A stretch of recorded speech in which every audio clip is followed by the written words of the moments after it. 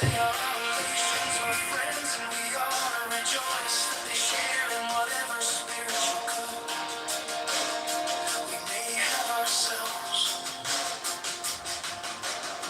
in order the better to gain souls. In visiting the sick, we ought to imagine that what we do for the sick man we are doing for Christ himself.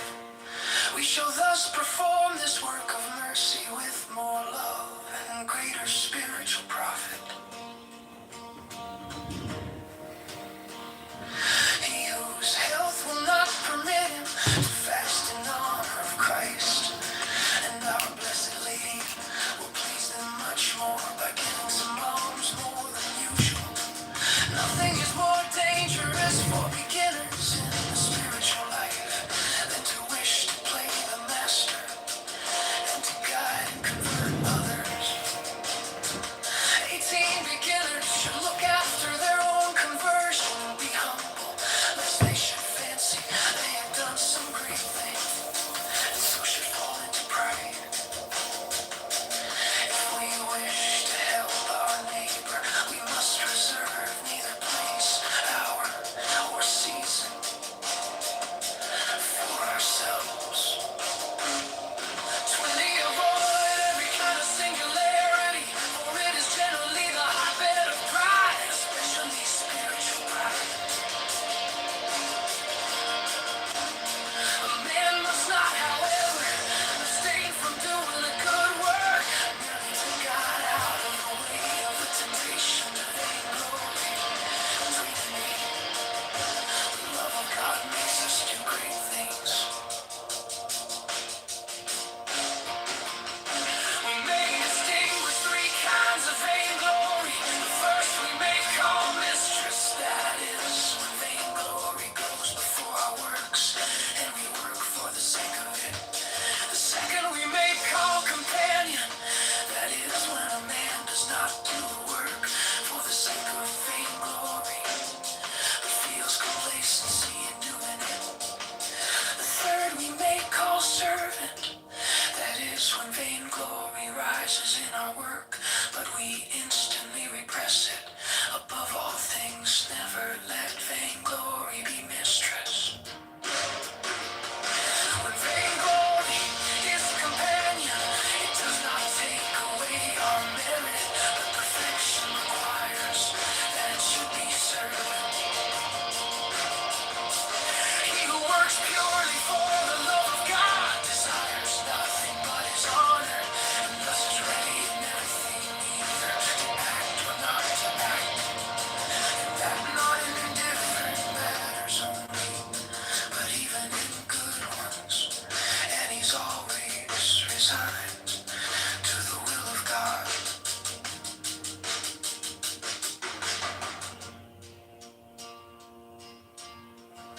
The Lord grants in a moment what we may have been unable to obtain in dozens of years.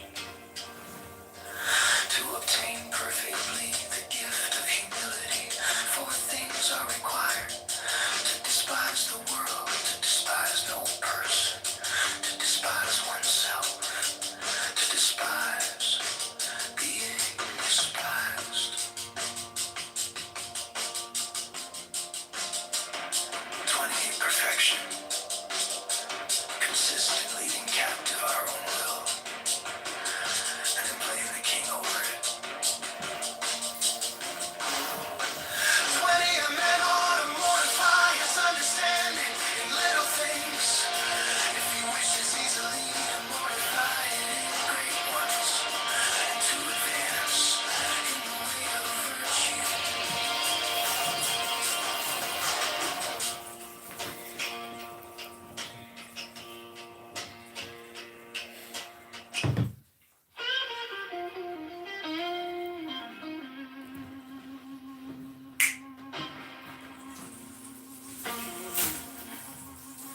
Love which our Blessed Lady had, for God was so great that she suffered keenly through her desire of union with him. Hence the eternal Father, to console her, sent her his only and beloved beloved Son. If you wish to come where I am going, that is the glory, you must come this road. That is through thorns before communion. We ought to exercise ourselves in many acts of virtue.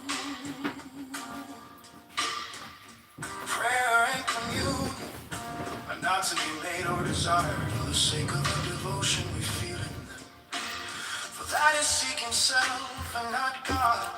But we must be frequent in both the one and the other in order to become humble, obedient, gentle, and patient. 5. When we see these virtues in a man, then we know that he has really gathered the fruit of prayer and of communion. Our sweet Jesus, through the excess of his love and liberality, has left himself to us in the most holy sacrament. Let all go to the Eucharistic table with a great desire for that sacred food. Sit in, sit in, sit in, sit in.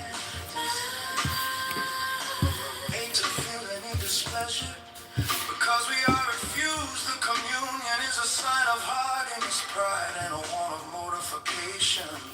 9. Those who are going to communion should prepare themselves for more temptations than usual, for the Lord will not have us stand idle. It is a good thing during the week that follows our communion day to do something more than usual. For example, to say 5 Our Fathers and Hail Marys with our arms extended, or an extra rosary 11. It is not a good thing to load ourselves with many spiritual exercises. It is better to undertake a little and go on with it. For if the devil can persuade us to omit an exercise once, he will easily get us to omit it the second time. And the third, until at last all our pious practices will melt away. 12. We must take care of little faults, for he who once begins to go backward and to make light of such defects brings a sort of grossness over his conscience, and then goes wrong altogether. 13. The servant of God ought to seek knowledge, but never to show it or make a parade of it. Let's always go to confession with sincerity, and take this as our rule, never out of human respect to conceal anything from our confessor, however inconsiderable it may be. 15. He who conceals a grave sin in confession, but that platform will land and is going to be rich for a place, and therefore not only obviously not generally change their confessors nor confessors be forward to receive the penitence of others. What's the great day that we pray to people in the city? The black lady we share them sometimes. When a person who has been living a spiritual life for a long time falls into a serious fault, there is no better way of raising him up again than by exhorting him to manifest his fault to any pious friend with whom he has a particular intimacy. And God will reconduct him to his first estate for the sake of his humility. For young men to make sure of persevering, it is absolutely necessary that they should avoid wicked companions. Be familiar with good wine. In the spiritual life there are 3 degrees. The first may be called the animal life. This is the life of those who run after sensible devotion, which God generally gives to beginners to allure them onwards by that sweetness to the spiritual life. Just as an animal is drawn on by a sensible object. 20. The second degree may be called the human.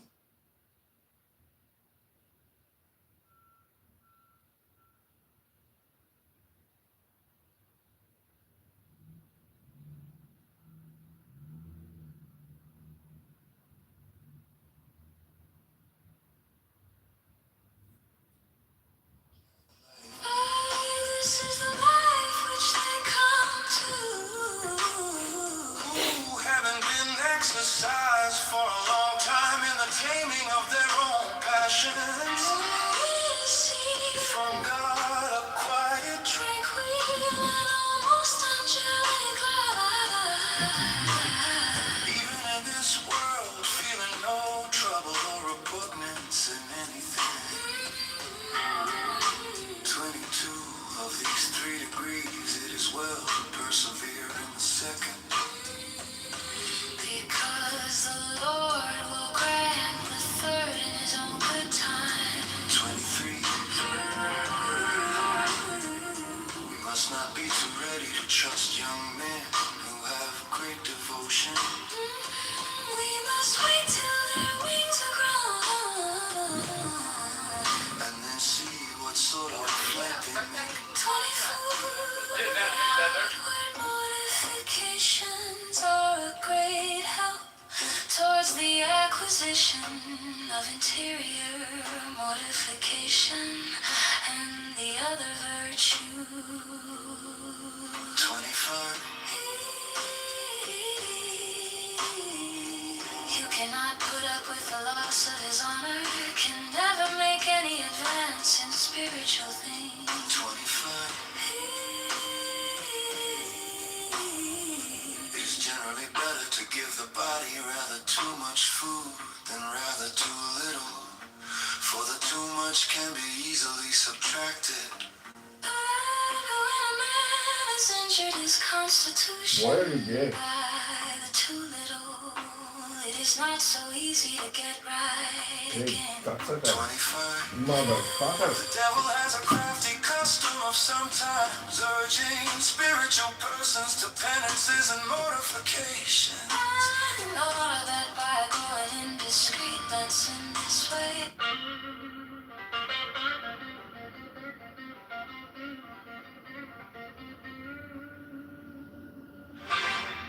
The love which our Blessed Lady had for God was so great that she suffered keenly through her desire of union with him. Hence the eternal Father, to console her,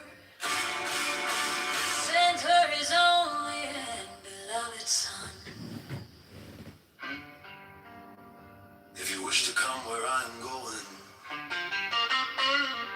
that is to glory, you must come this road. That is through thorns. Before communion, we ought to exercise ourselves in many acts of virtue. Prayer and communion are not to be made or desired for the sake of the devotion we feel in them. For that is seeking self and not God. But we must be frequent in both the one and the other in order to become humble, obedient, gentle, and patient. When we see these virtues in a man, then we know that he has really gathered the fruit of prayer and of communion. Our sweet Jesus, through the excess of his love and liberality, has left himself to us in the most holy sacrament. Let all go to the Eucharistic table with a great desire for that sacred food, seats yet,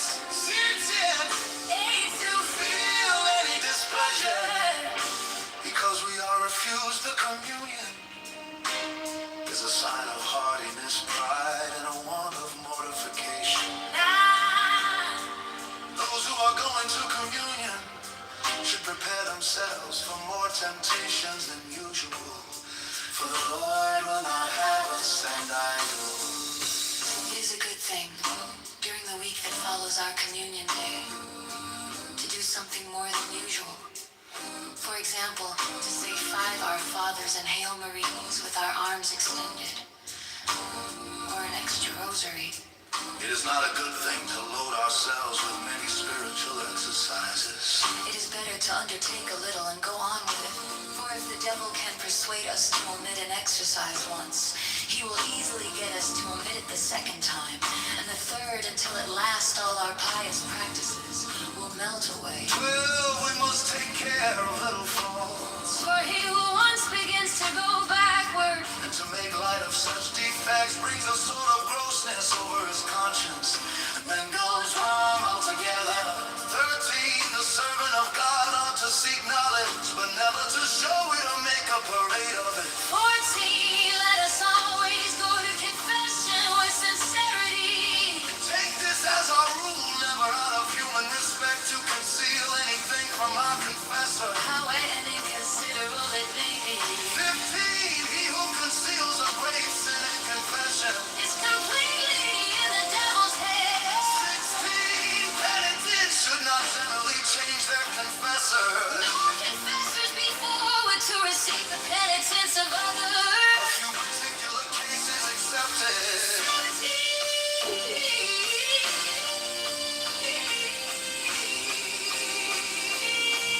When a person who has been living a spiritual life for a long time falls into a serious fault. There is no better way of raising him up again than by exhorting him to manifest his fall to any pious friend with whom he has a particular intimacy. And God will reconduct him to his first estate for the sake of his humility. 18. For young men to make sure of persevering, it is absolutely necessary that they should avoid wicked companions and be familiar with good ones. 19. In the spiritual life, there are 3 degrees. The first may be called the animal life.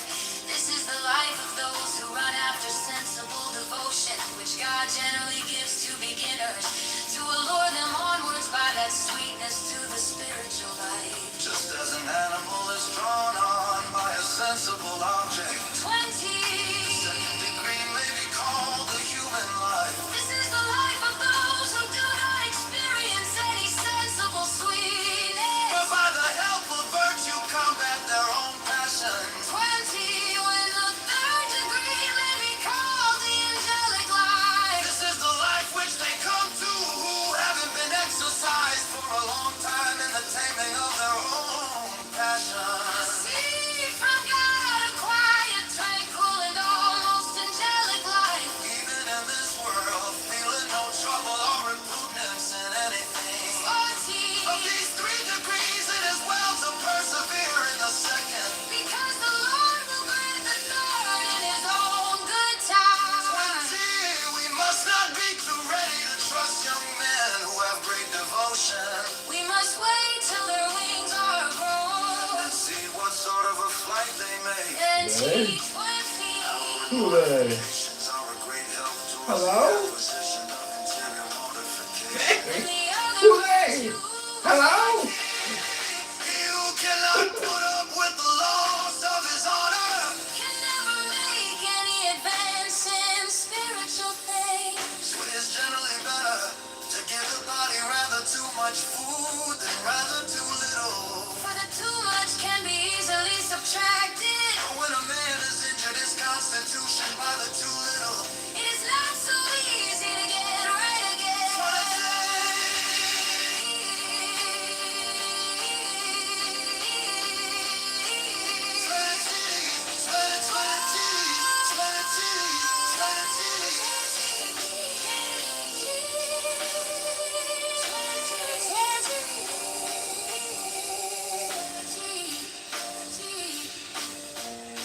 The devil has a crafty custom of sometimes urging spiritual persons to penances and mortification. In order that by going in discreet lengths in this way, they may so weaken themselves as to be unable to attend to good works of greater importance, or be so intimidated by the sickliness they have brought upon themselves as to abandon their customary devotions, and at last turn their backs on the service of God. If a man finds it very hard to forgive injuries, let him look at a crucifix and think that Christ has shed all his blood for him, and not only forgave his enemies, but prayed the eternal Father to forgive them also. Let him remember also that when he says the Pater Noster every day, instead of asking pardon for his sins, he's calling down vengeance upon them. 3 men are generally the carpenters of their own It's crosses. Let really us too boring. concentrate ourselves so completely in the divine love, and enter so far into the living fountain of wisdom through the wounded side of our incarnate God, That we may deny ourselves and our self-love, and so be unable to find our way out of that wound again. we must not give up praying and asking, because we do not get what we ask all at once. He who is unable to spend a long time together in prayer should often lift up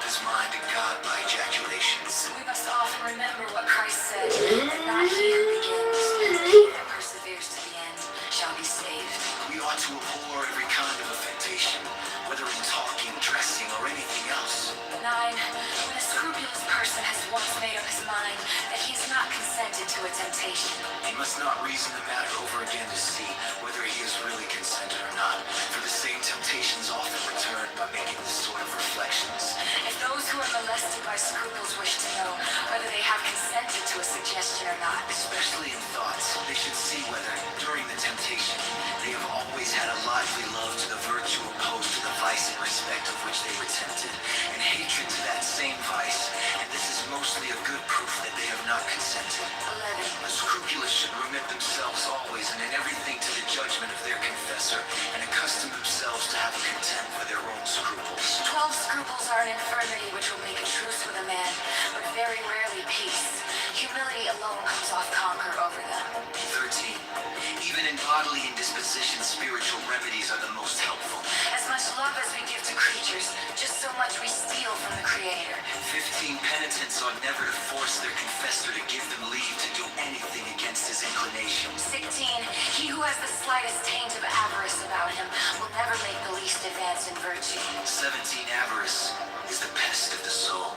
18. Experience shows that men given to carnal sins are converted sooner than those who are given to avarice. 19. He who wishes for goods will never have devotion. 20. All sins are highly displeasing to God, but above all sensuality and avarice, which are very difficult to cure. 21. We must always pray God not to let the spirit of avarice domineer over us, but that we may live detached from the affections of this world. 25. Nothing in the world to please us. We ought to be pleased by this very not finding anything to please us. 23. He who wishes to attain to perfection must have no attachment to anything. 24. It is a good thing to leave the world and our possessions to serve God, but it is not enough. 25. The greatness of our love of God must be tested by the desire we have of suffering for his love. Let us strive after purity of heart, for the Holy Spirit dwells in candid and simple minds. 27. The Holy Spirit is the master of prayer and causes us to abide in continual peace and cheerfulness, which is a foretaste of paradise. 28. If we wish the Holy Spirit to teach us how to pray, we must practice humility and obedience. 29. The fruit we ought to get from prayer is to do what is pleasing to the Lord. 30. A virtuous life consists in mortifying vices, sins, bad thoughts, and evil affections, and in exercising ourselves in the acquisition of holy virtues. Let us be humble and keep ourselves down. Obedience, humility, detachment.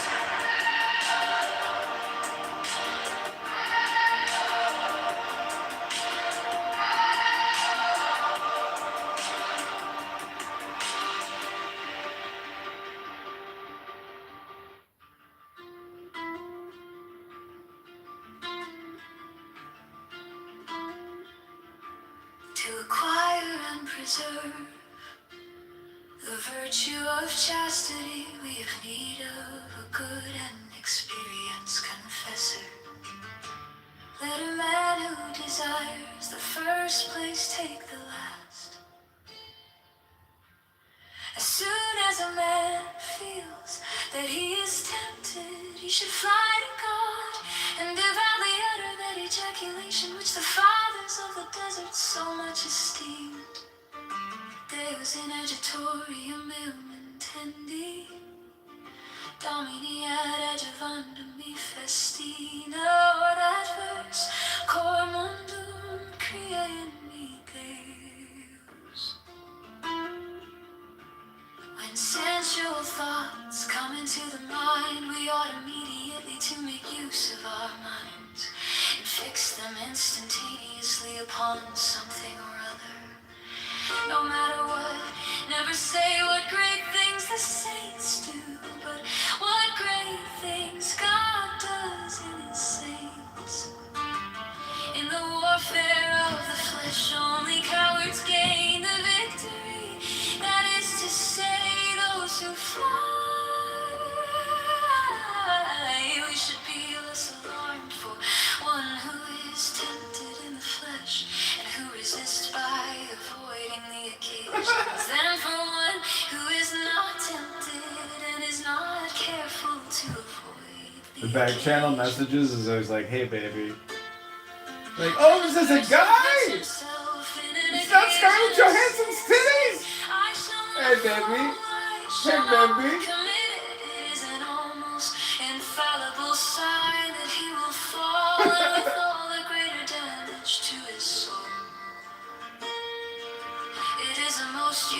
thing to say often and from the heart, Lord, do not put any confidence in me. For I am sure to fall if thou dost not help me. Or, oh my Lord, look for nothing but evil from me. In temptation we ought not to say, I will do, I will say, for it is a species of presumption and self-confidence. We ought rather to say with humility, I know what I ought to do, but I do not know what I shall do. The stench of impurity before God and the angels is so great that no stench in the world can equal it. 12, we must not trust in ourselves, but take the advice of our spiritual father and recommend ourselves to everybody's prayers. 13, we must avoid lies as we would a pestilence. When we go to confession, we should accuse ourselves of our worst sins first, and of those things which we are most ashamed of, because by this means we put the devil to greater confusion and reap more fruit from our confession. 15, one of the very best means of obtaining humility is sincere and frequent confession.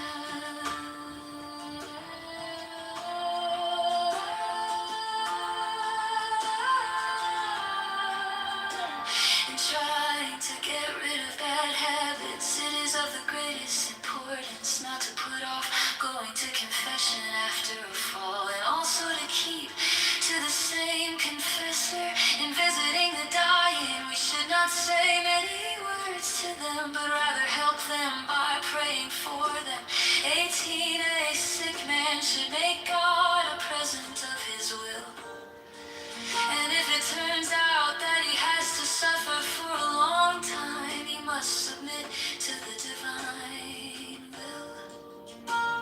The sick man must not fear when he is tempted to lose confidence, for if he has sinned, Christ has suffered and paid for him. 20, let the sick man enter into the sight of Jesus and his most holy wounds. Let him not be afraid, but combat manfully, and he will come forth victorious. The true way to advance in holy virtues is to persevere in a holy cheerfulness. 22, the cheerful are much easier to guide in the spiritual life than the melancholy. Those who wish to enter upon the religious life should first of all mortify themselves for a long time, and particularly mortify their will and things to which they have the greatest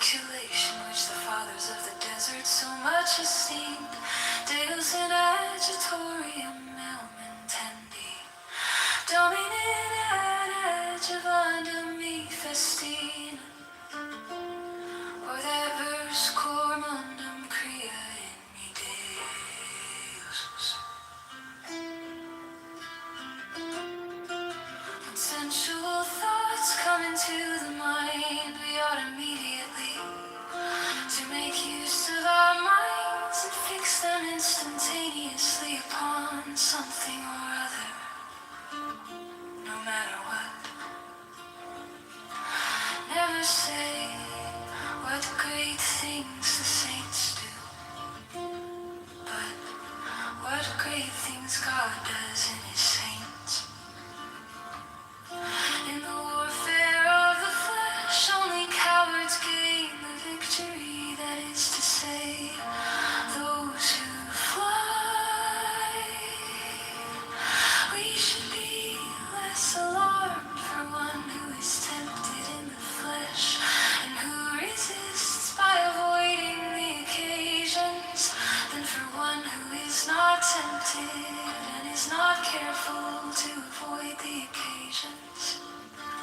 When a person puts himself in an occasion of sin, saying, I shall not fall, I shall not commit it, it is an almost infallible sign that he will fall, and with all the greater damage to his soul. It is a most useful thing to say often and from the heart, Lord, do not put any confidence in me, for I am sure to fall if thou dost not help me. Or, oh my Lord, look for nothing but evil from me.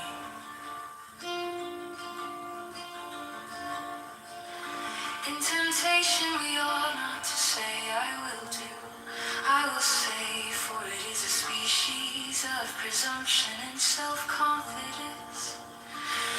We ought rather to say with humility, I know what I ought to do, but I do not know what I shall do.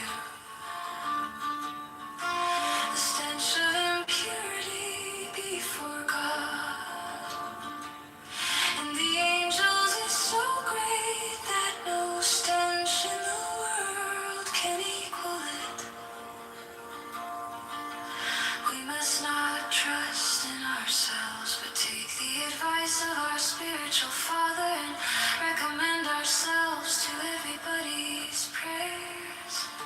We must avoid lies as we would a pestilence. When we go to confession, we should accuse ourselves of our worst sins first, and of those things which we are most ashamed of, because by this means we put the devil to greater confusion and reap more fruit from our confession. 15. One of the very best means of obtaining humility is sincere and frequent confession. In trying to get rid of bad habits, it is of the greatest importance not to put off going to confession after a fall, and also to keep to the same confessor. In visiting the dying, we should not say many words to them, but rather help them by praying for them. 18. A sick man should make God a present of his will, and if it turns out that he has to suffer for a long time, he must submit to the divine will.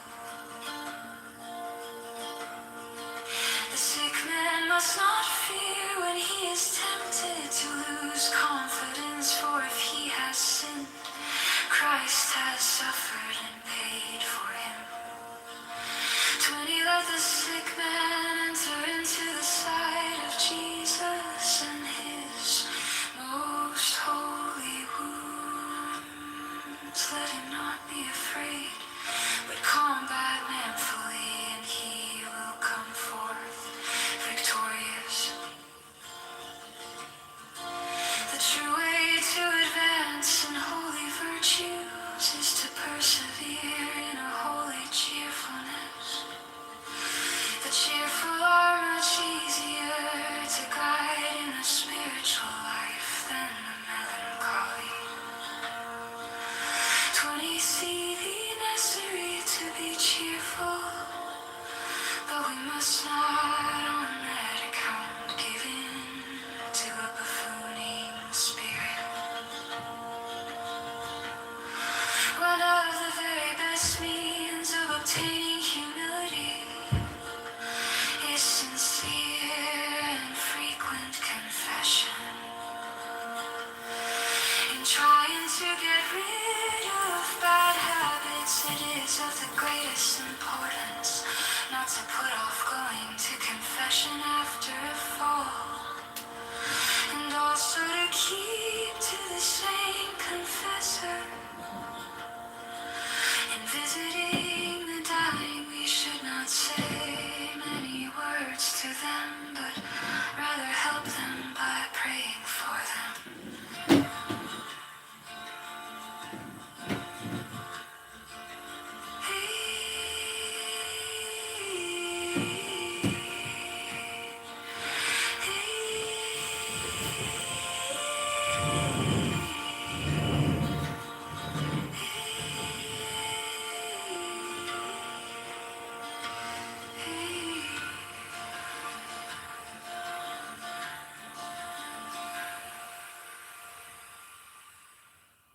We must never pray for a favor for anyone, except conditionally saying, if it please God or the like. When a spiritual person feels a great calmness of mind in asking anything of God, it is a good sign that God either has granted or will do so shortly.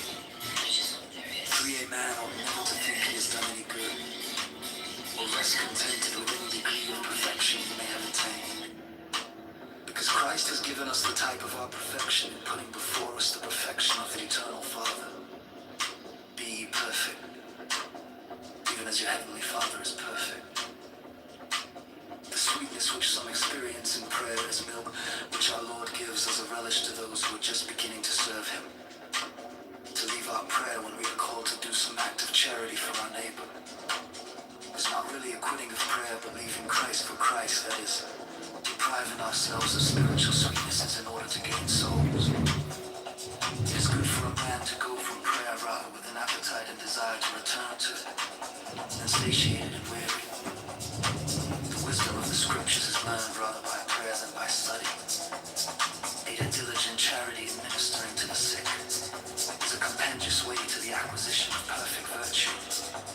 9, that women remain indoors and look after their families, and not be desirous of going into public.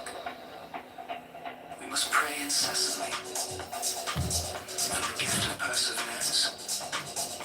We must not leave off our prayers because of distractions and restlessness of mind, although it seems useless to go on with them.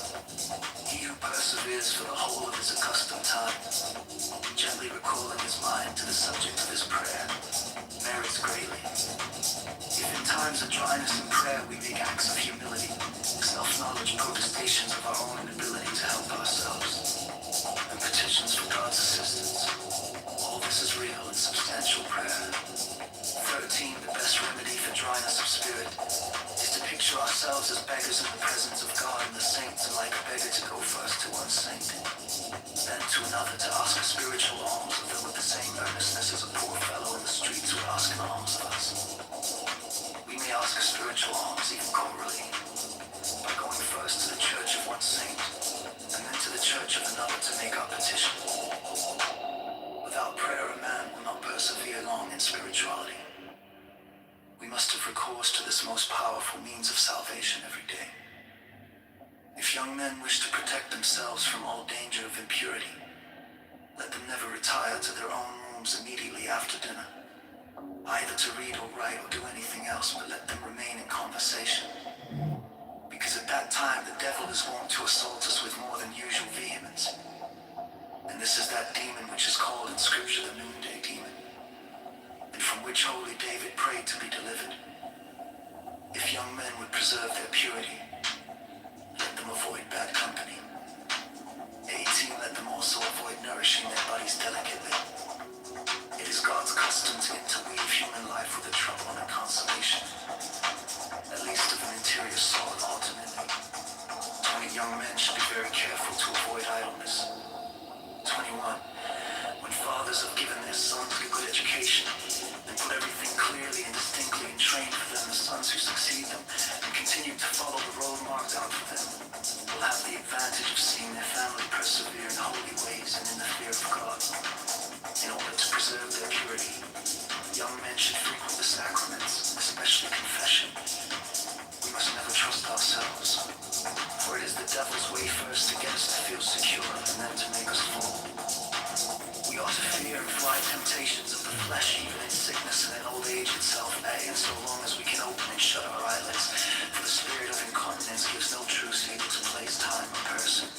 Our sweet Christ, the Word incarnate, has given himself to us for everything that was necessary for us, even to the hard and ignominious death upon the cross.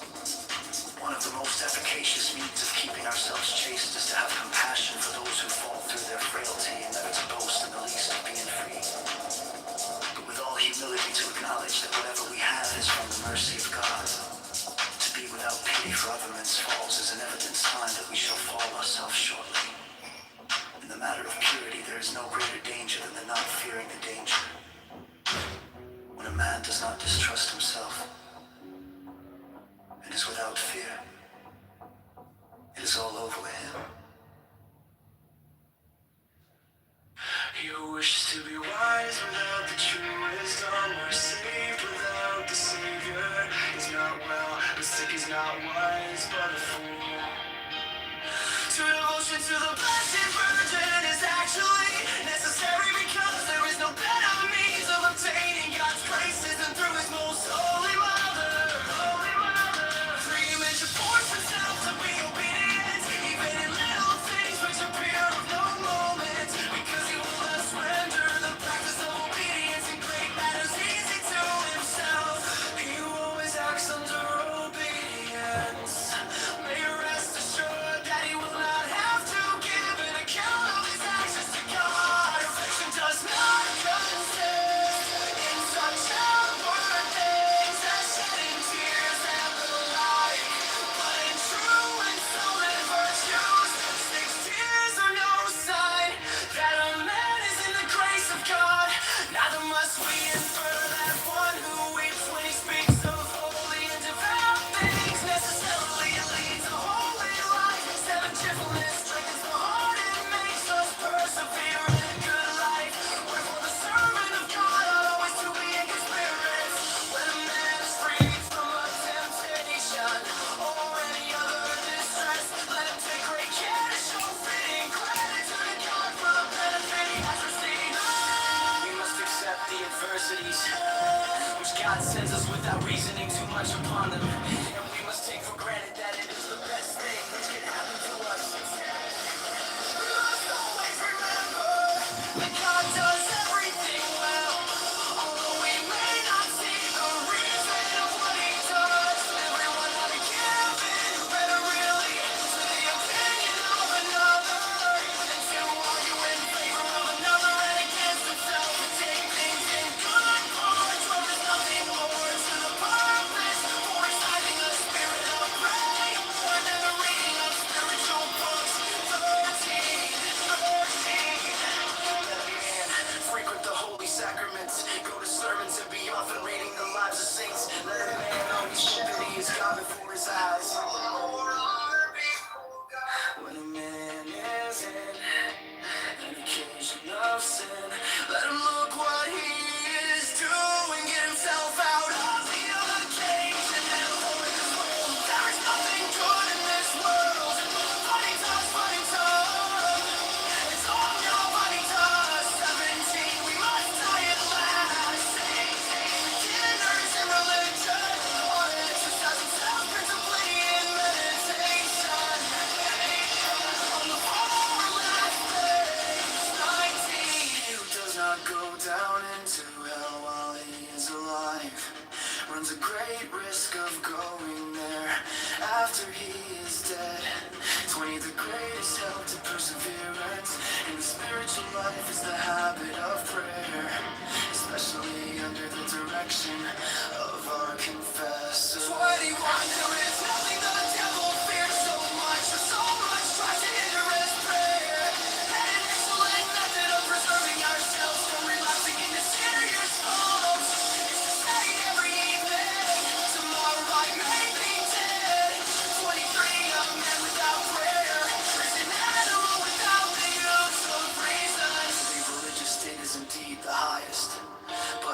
not suitable for all. 25 the most excellent means of learning how to pray is to acknowledge ourselves and worthy of such a benefit, and to put ourselves entirely into the hands of the Lord. 26, the true preparation for prayer consists in the exercise of mortification. For he who wishes to give himself up to prayer without mortification is like a bird wishing to fly before it is fledged. We can never arrive at the captain tender life if we do not first exercise ourselves laboriously in the active life. 21.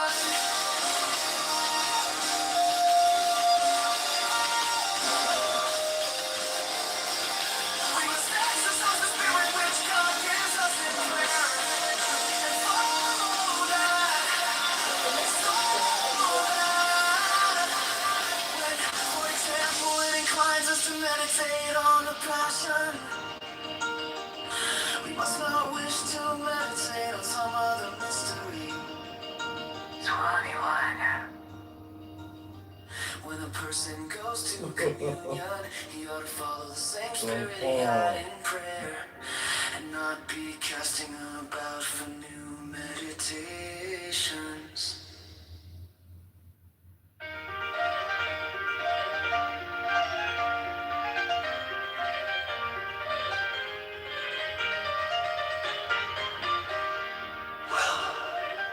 Shall we have a mind to begin to do good? Tu nulla dies sine linea. Do not let a day pass without doing some good during it. We must not be behind time in doing good, for death will not be behind his time. For happy is the youth, because he has time before him to do good. It is well to choose some one good devotion, and to stick to it, and never to abandon it. He who wishes for anything but Christ does not know what he wishes. He who asks for anything but Christ does not know what he is asking. He who works and not for Christ does not know what he is doing. Let no one wear a mask, otherwise he will do ill. And if he has one, let him burn it. Spiritual persons ought to be equally ready to experience sweetness and consolation in the things of God, or to suffer and keep their ground in drynesses of spirit and devotion, and for as long as God pleases, without their making any complaint about it. 9. God has no need of men. 10. If God be with us, there is no one else left to fear. He who wishes to be perfectly obeyed should give but few orders. 12. A man should keep himself down and not busy himself in mirabilibus super se. 13. Men should often renew their good resolutions and not lose heart because they are tempted against them. 14. The name of Jesus, pronounced with reverence and affection, has a kind of power to soften the heart. 15. Obedience is a shortcut to perfection. 16. They who really wish to advance in the ways of God must give themselves up into the hands of their superiors always and in everything, and they who are not living under obedience must subject themselves of their own accord to a learned and discreet confessor, whom they must obey in the place of God, disclosing to him with perfect freedom and simplicity the affairs of their soul, and they should never come to any resolution without his advice. 17. There is nothing which gives greater security to our actions, or more effectually cuts the snares the devil lays for us, than to follow another person's will, rather than our own, in doing good. 18. Before a man chooses his confessor, he ought to think well about it, and pray about it also. But when he has once chosen, he ought not to change, except for most urgent reasons that put the utmost confidence in his director. When the devil has failed in making a man fall, he puts forward all his energies to create distrust between the penitent and the confessor. And so, by little and little, he gains his end at last. 20. Let persons in the world sanctify themselves in their own houses, for neither the court, professions, or labor are any hindrance to the service of God. 20. Obedience is the true holocaust which we sacrifice to God on the altar of our hearts. 22. In order to be really obedient, it is not enough to do what obedience commands. We must do it without reasoning upon it. 20. Our Blessed Lady ought to be our love and our consolation.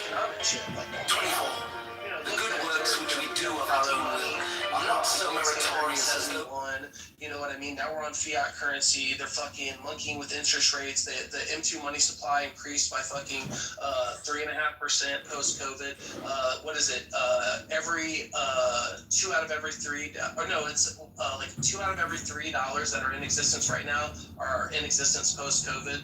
And then like you go through the largest wealth transfer in history, and then you start looking through all of this shit, and it's just like, dude, I don't want to talk about fucking God anymore. I don't want to fucking talk about fucking Christianity.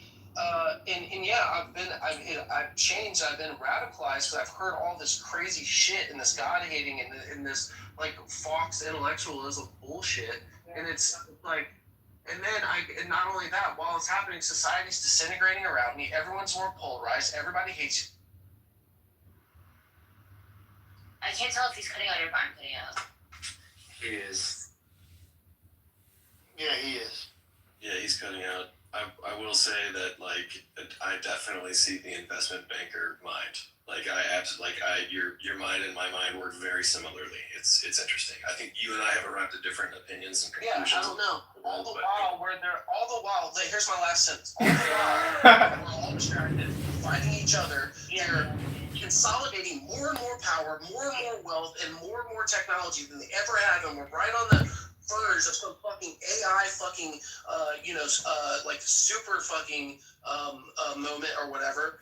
And here we are arguing amongst ourselves, and we're all mad at each other, and blah blah blah blah blah, and all it's like it's just a disaster, man. Yeah. And that's why I become radicalized. That's why I'm crazy. And that's why I'm mad. I'm mad that I didn't get the same opportunity as my grandfather. My grandfather, this motherfucker, fucking boomer, literally gets straight out of high school, marries his high school sweetheart, has kids, never went on Tinder, never seen only a handful of hot girls in real life in his whole life. Okay, fucking married her, never divorced her, bought a house after working like 2 summers, okay, owned multiple homes, owned multiple cars, you know what I mean? He just had abundance his whole life. His family unit was intact, divorce rates were low. He just got cut a good deal. And then you look at the deal that I'm cut, the average year of home ownership right now is 40, okay? The average age of marriage right now is upper 20s. The average age of the first child right now is upper 20s. And then you realize that, like, my generation was, like, literally robbed. So, yeah, I'm fucking radicalized. Why? Because fucking all my homies don't have kids. And all the ones that do have them stolen from them through, like, a gynocentric court system. And fucking, all the women, which, by the way, the white women in America over the age of 35, in between 30 and 55, are the most medicated class of demographic in America when it comes to antidepressants and all that stuff. All these bitches are on Xanax, all of them are on Zoloft, all of them hate their life. It's like, it's crazy. And then we sit here and we think that when a guy says, hey, maybe we should go back to what worked, maybe we should go back to traditional values, maybe we should stop with the crazy stuff, maybe we should stop fucking, maybe some kids can't have babies and stuff, doing all this crazy shit.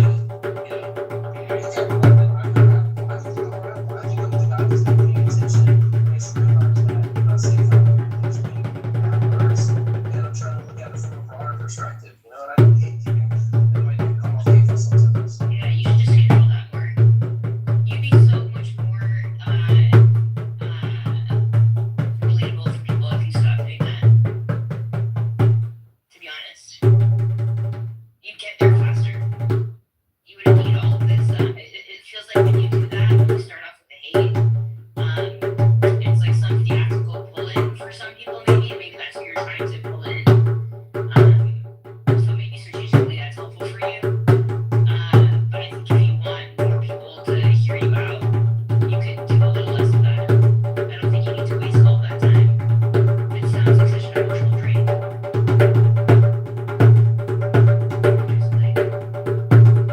The worst part about it is that I'm kind of passionate. This isn't like an intellectual pursuit for me. It's not like I care about this stuff. Like I care about our future, our kids' future, and the fact, like they said, Gen Z's never gonna figure it out. These people are crazy. They literally think that this is the recipe to a stable society. It's unbelievable. So there's a lot I don't agree with you on, but there's a lot I do, and I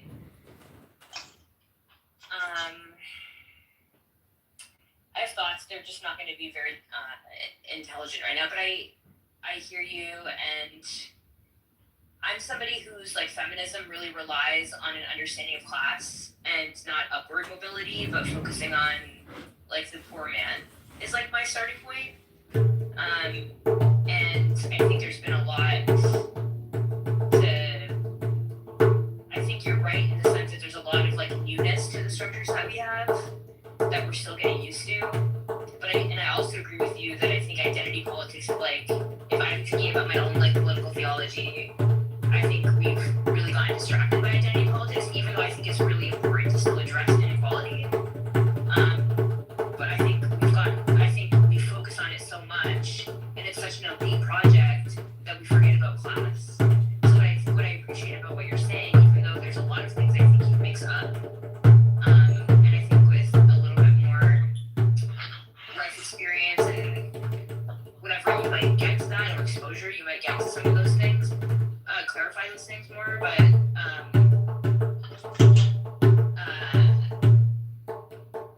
yeah, I think you're right. And like when I look at the social movements and like after 2008, like we had a really robust class analysis of like the populist movements between 2008 and 2012, and then Occupy really freaked people out, and then it like almost immediately became about identity politics. And I think that that's a transition worth noting. I try to talk about that in my dissertation, because I think there's a significant shift there. Because it makes, I think part of it is that they're trying to diagnose who becomes part of the 1%. And I think blaming it on just the quote unquote white men is like not sufficient.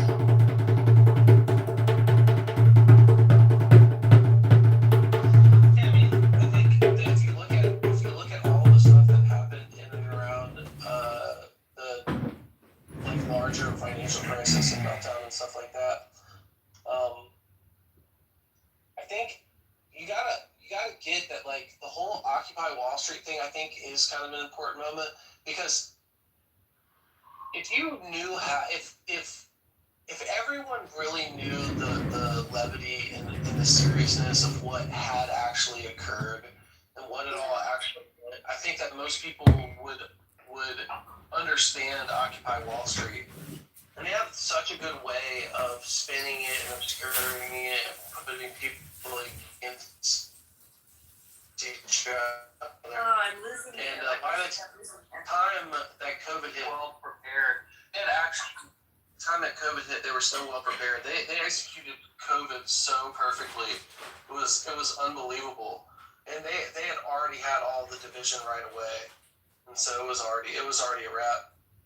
But the 2008 financial crisis was also like COVID in a very similar way, where like they were both massive wealth transfers, and where essentially they were both public bailouts.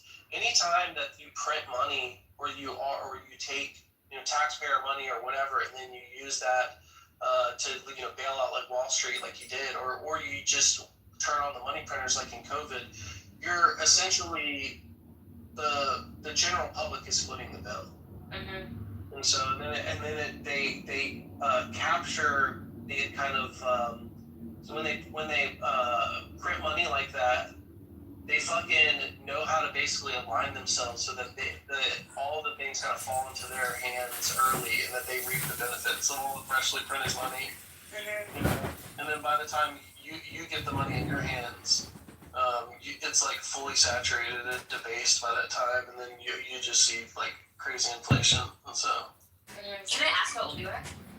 Me, I'm 40, so I grew up in the 90s. I went to high school. I graduated in like 2003. I had like this before smartphones. Can I ask you something? I'm so sorry, Shay. Or is it Shy?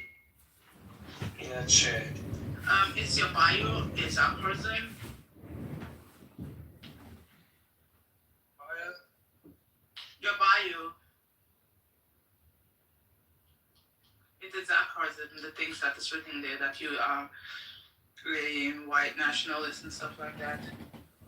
I have a weird view about my view of Zionism. It's probably Not Zionism. I don't care about that part. I mean about you being a white nationalist. about that part. Mm-hmm. Yeah. Do you have some questions or something? Or? Are you being sarcastic or is it for real? It's for real. Okay, no problem. I just wanted to know. You can't say what you wanted.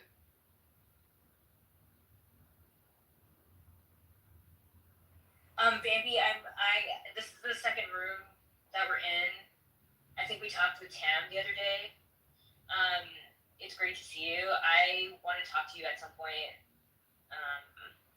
about the conversation we had the other day, but not right now. Okay. I'm so sorry. I forgot the conversation. Oh, no. We were in that. We were having a conversation about like normative ideas of men and women and the roles that they play. Okay. Yes, I remember. Okay, yes.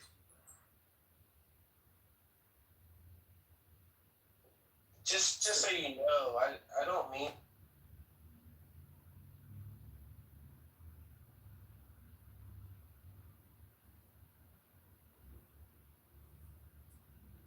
Is that Benji?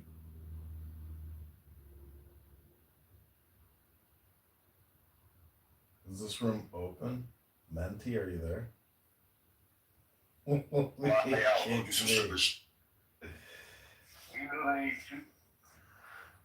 know that. Everybody knows who that is. That's Big Chief. Rick Ross' baby mama. I know that she.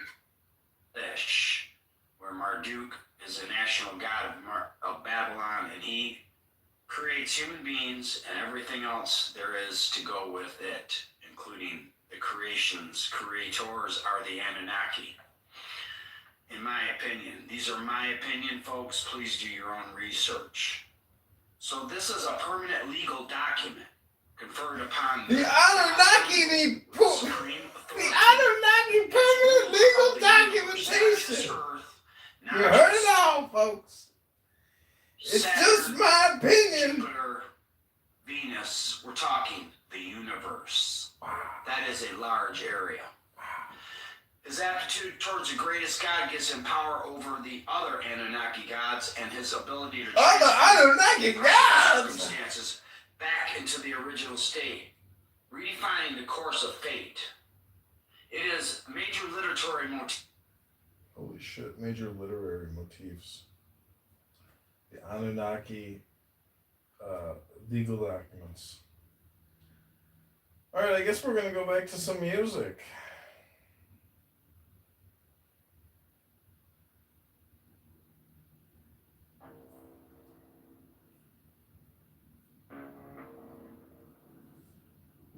It's like.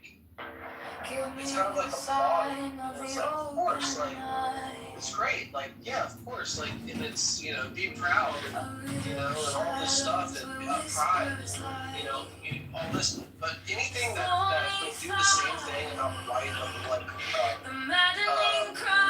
self-interest would literally be racist.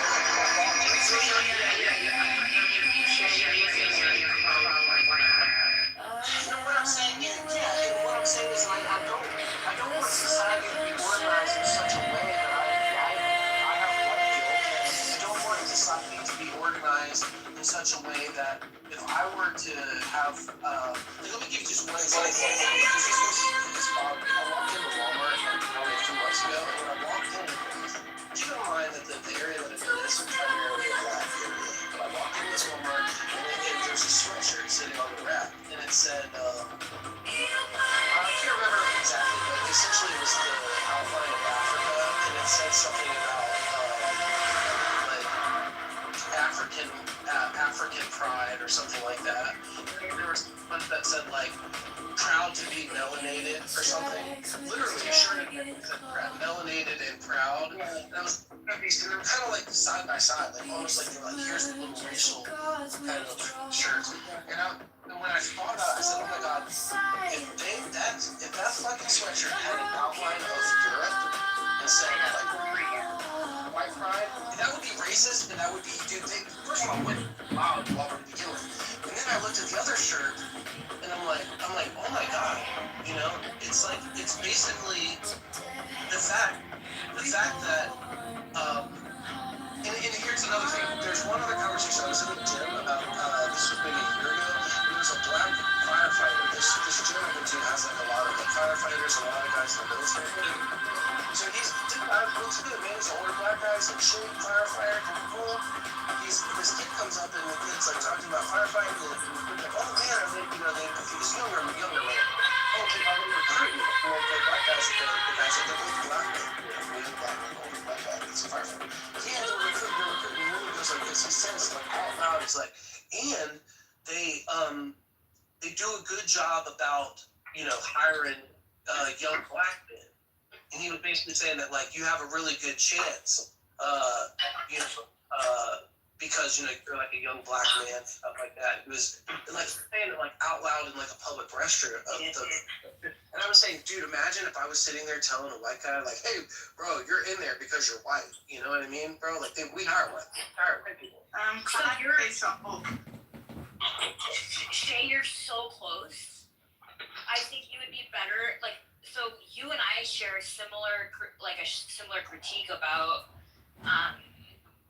kind of the overemphasis on identity. So, you know, even the fact that like there's companies being constructed in some sort of like monolithic way, and there's something like black and so black, as if it's all like a monolithic thing.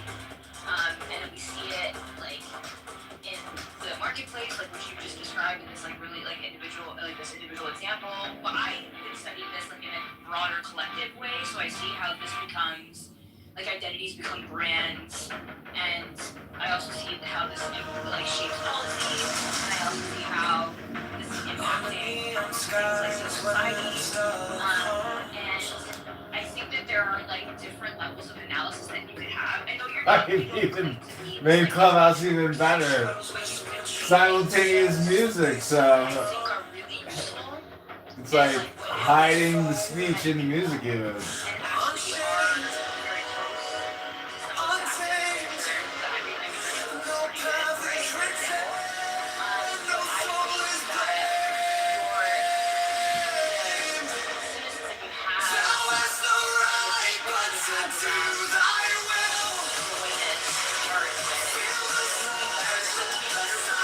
The whiteness. When I look in the mirror, do I see like a white piece of paper? These people describe humans as white or black. They're so stupid. It's not, that means nothing. These are the dumbest people wasting all their time doing politicking. This is their politic. This is Bird's politicking. Wasting all their time.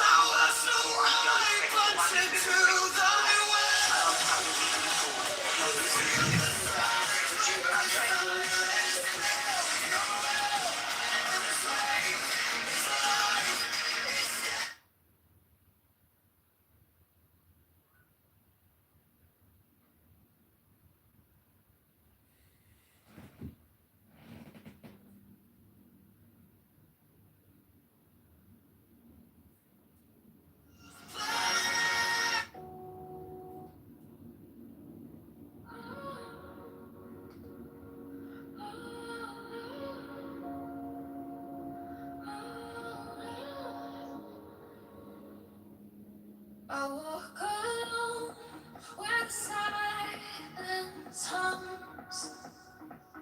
No shadows chase, no voices come. The air is thick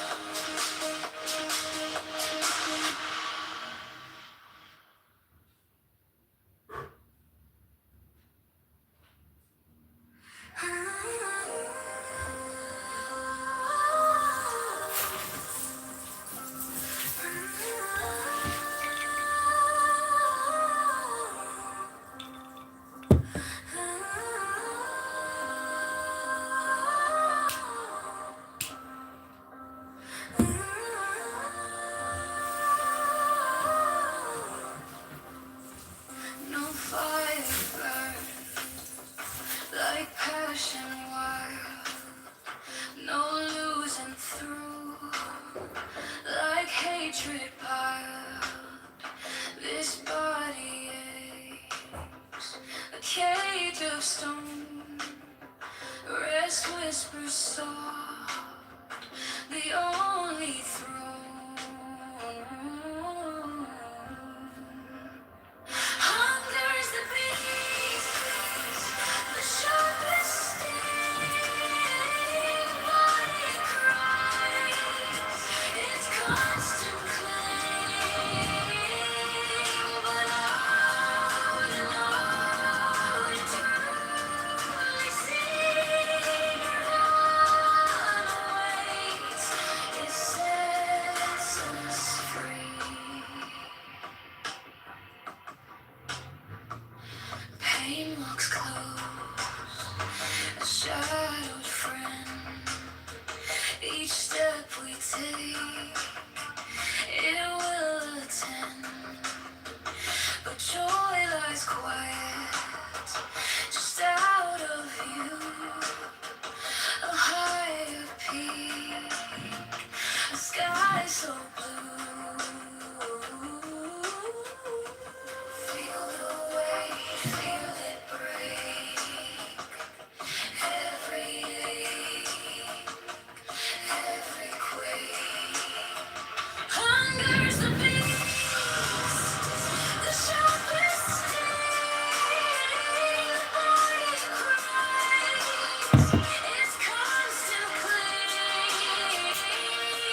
But out and out, it truly sees run awaits. It sets us free.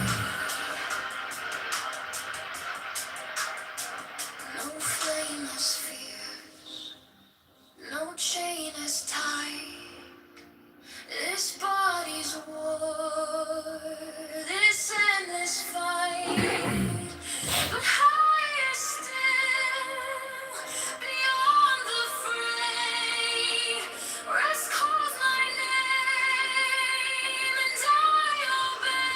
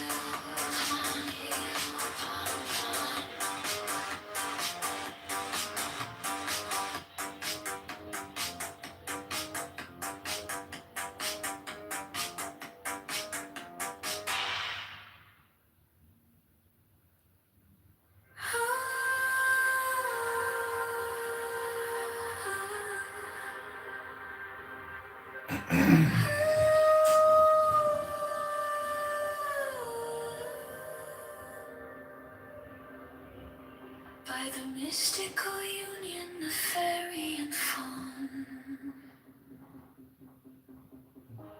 a dance in the shadows from dusk until dawn. Unspoken the whispers that drift through the trees. Unbroken the vow carried soft on the breeze. Oh, fiery Valkyrie, I invoke, through the flames and the embers, the spell is bespoke. Your arrows and slinging, that springs tender glow. A force wild and brilliant, a power I know.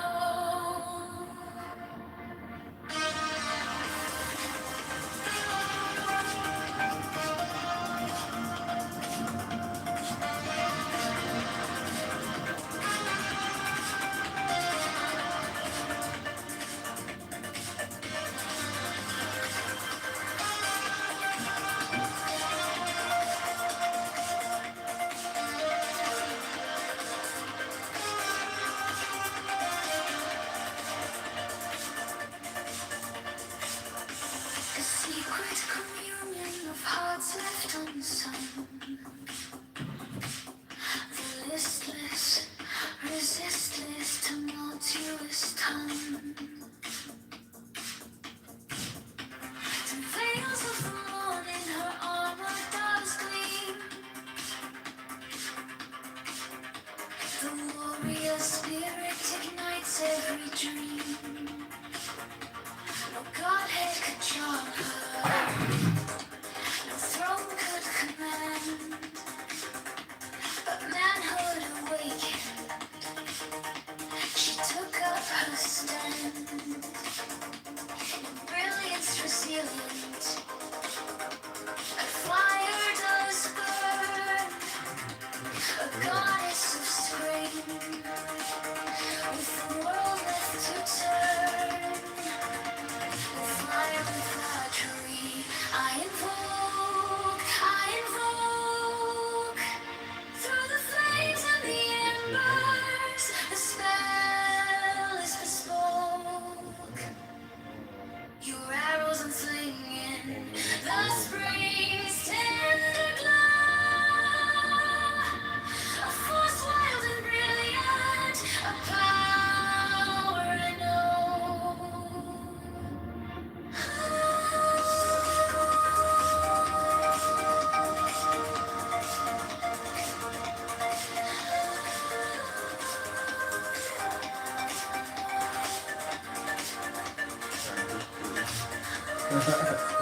Krampus. Let's get to the oil and blue. Krampus.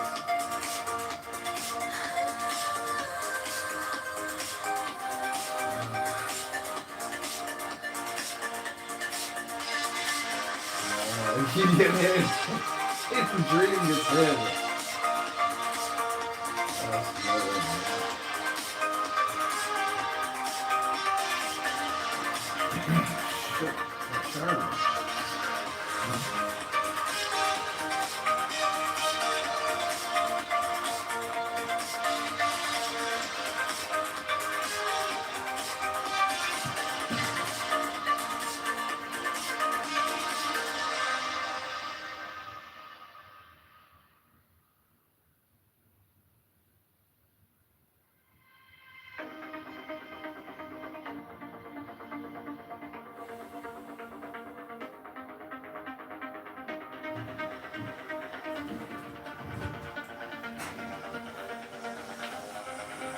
By the mystical union of fairy and fawn,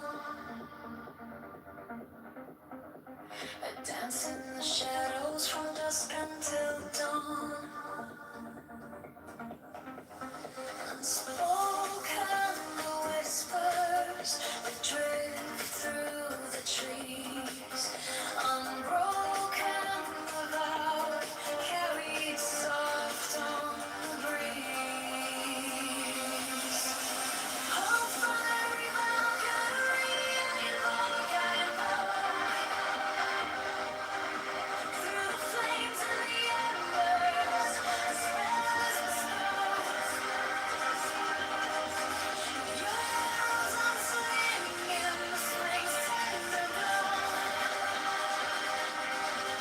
A force wild and brilliant, a power I know.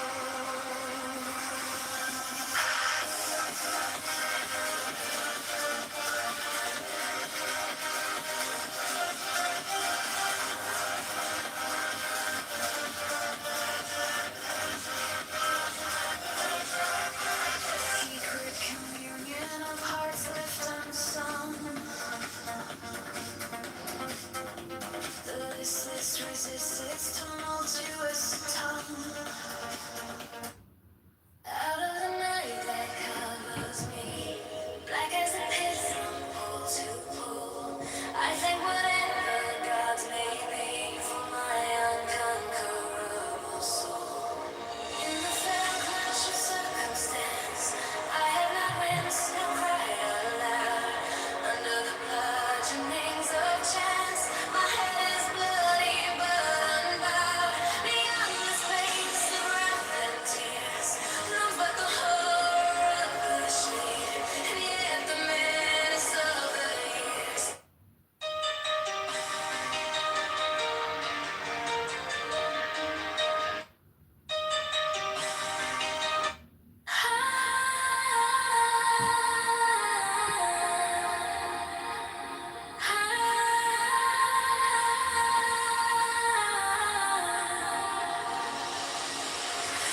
Out of the night that covers me, black as the pit from pole to pole. I thank whatever gods may be for my unconquerable soul. In the fell clutch of circumstance, I have not winced nor cried aloud. Under the bludgeonings of chance, my head is bloody, but unbowed.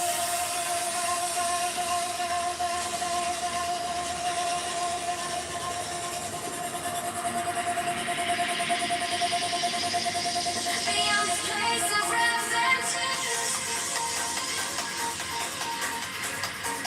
none but the horror of the shame.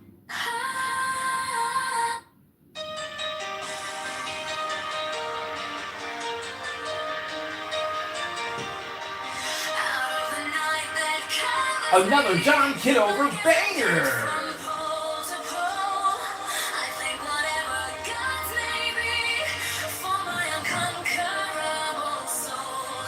In the fell clutch of circumstance, I have not winced nor cried aloud. Under the bludgeonings of chance, my head is bloody,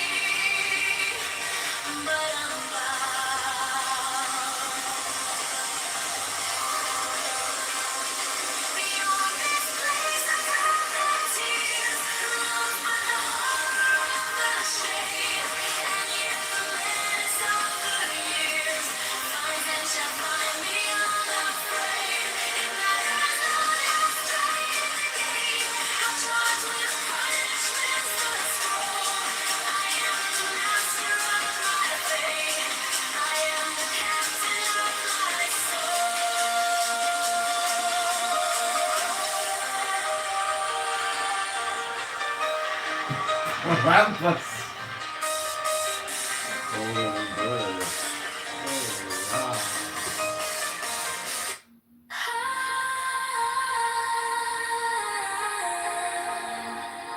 Power pole.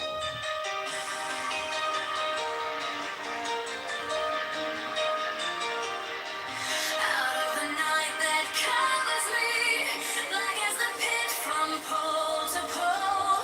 I think whatever gods may be, for my unconquerable soul.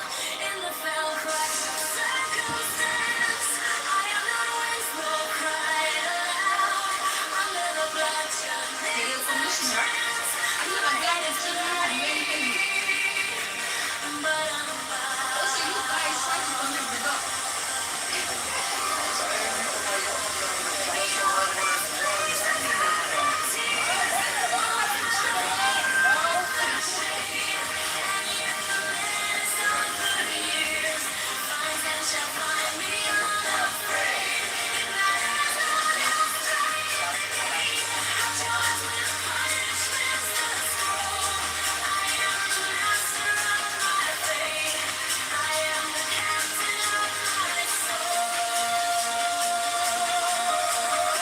Hey, Jacob, I'm in Lakeview, man. Let's get a beer, Jacob.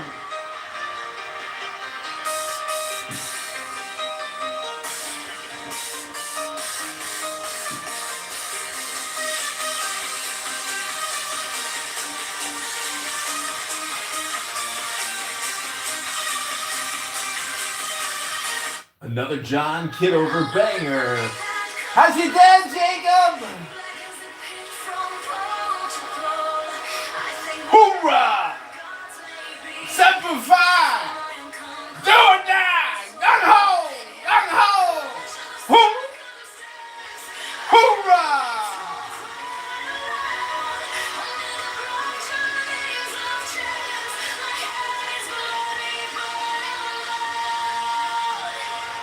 Beyond this place of tears, rooms from the horror of the shade, and yet the menace of the years finds and shall find me unafraid. There's none how strength and gain, how charged with punishment the scroll. I am the master of my fate. I am the captain of my soul.